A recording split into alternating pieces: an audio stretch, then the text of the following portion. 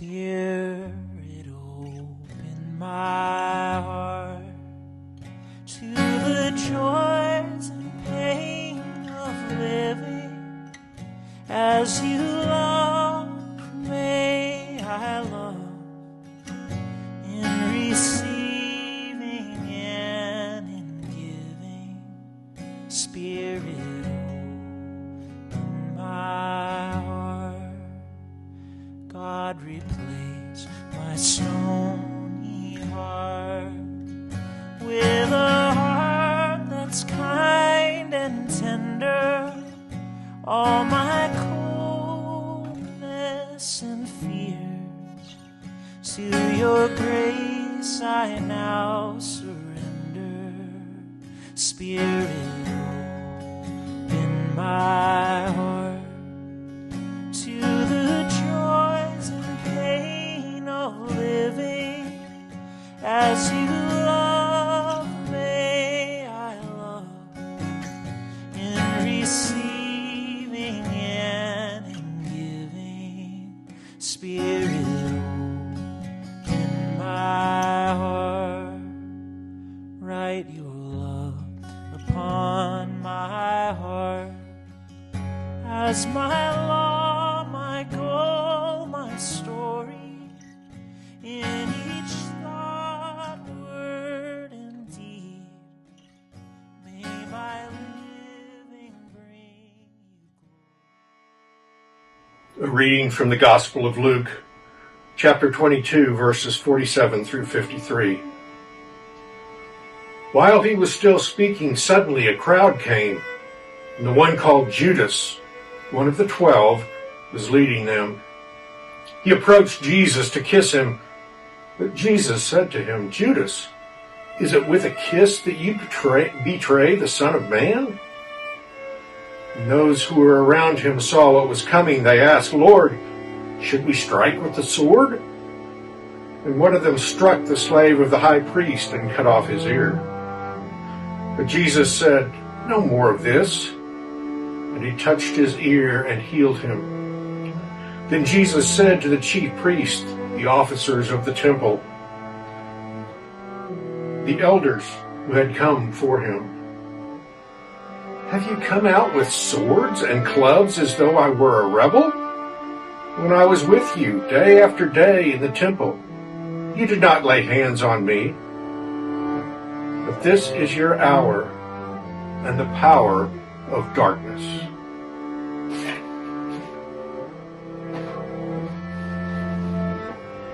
A reading from Jan Richardson. This day, let all stand still in silence and sorrow. Sun and moon, be still. Earth, be still. Still the waters. Still the wind. Let the ground gape in stunned lamentation. Let it weep as it receives what it thinks it will not give up. Let it groan as it gathers the one who was thought forever stilled. Time, be still.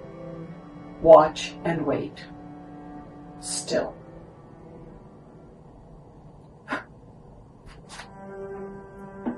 A reading from Luke 23, verses 33 through 38. When they came to the place that is called the Skull, they crucified Jesus there with the criminals, one on his right and one on his left. Then Jesus said, "Father, forgive them, for they do not know what they are doing." And they cast lots to divide his clothing. And the people stood by watching, but their leaders scoffed at him, saying, "He saved others.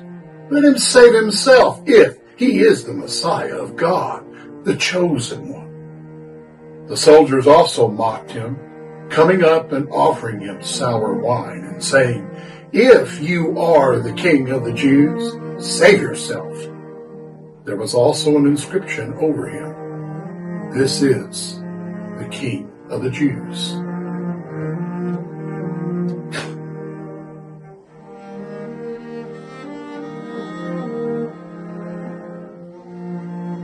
This is an interpretive reading from the Gospel of John, chapter 19, verses 23 through 27. After stripping Jesus of his clothes and hanging his exposed body, raw from flogging, exhausted and bloody, hanging his body high upon the cross for all to see, the soldiers took his clothes and divided them amongst themselves, and then they cast lots for Jesus' tunic.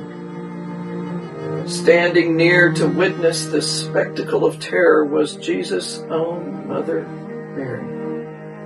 Tears most likely filled her eyes, and an inconceivable pain her heart, as she, her sister, and Mary Magdalene helplessly watched. But Jesus, perhaps through a mixture of sweat, blood, and his own tears, looked out and saw the anguish of his mother and the disciple whom he loved standing beside her.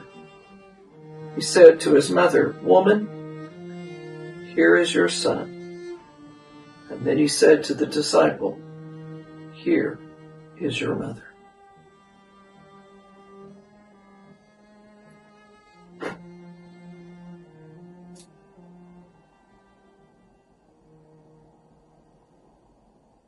This ritual was written by Reverend Isaac Lawson, who we share this service with in person, he being the minister of First Congregational here in Fort Worth. I invite you to consider these words and your own life through the process of this ritual. The powers that be tore into Jesus' flesh, just like this fabric tears apart, seeking to remove all the hope and love and liberation and justice. In this process, we can't even begin to imagine how this violence tore into Mary's heart. There's an ancient Jewish tradition, the tearing of clothes when a loved one dies, the rending of garments.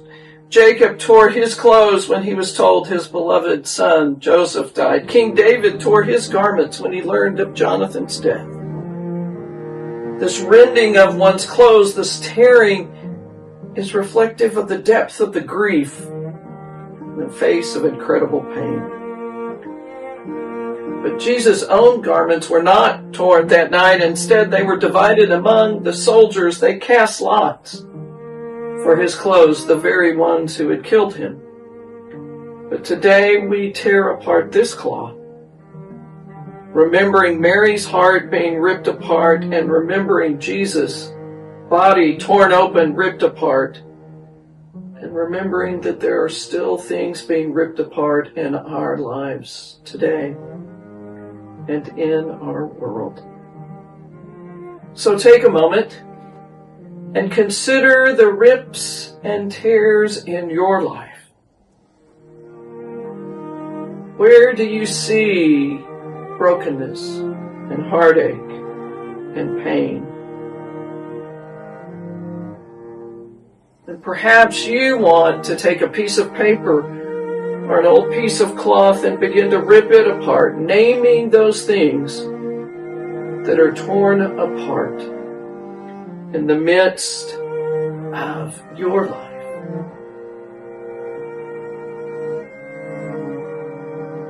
Naming them aloud and knowing that as you tear them apart and let go of that grief, they are held in God's care.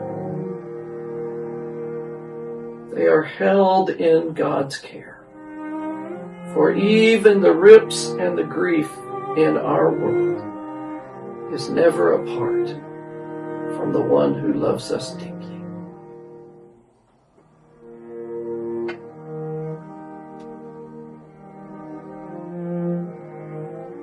Even in the darkness, God's love persists.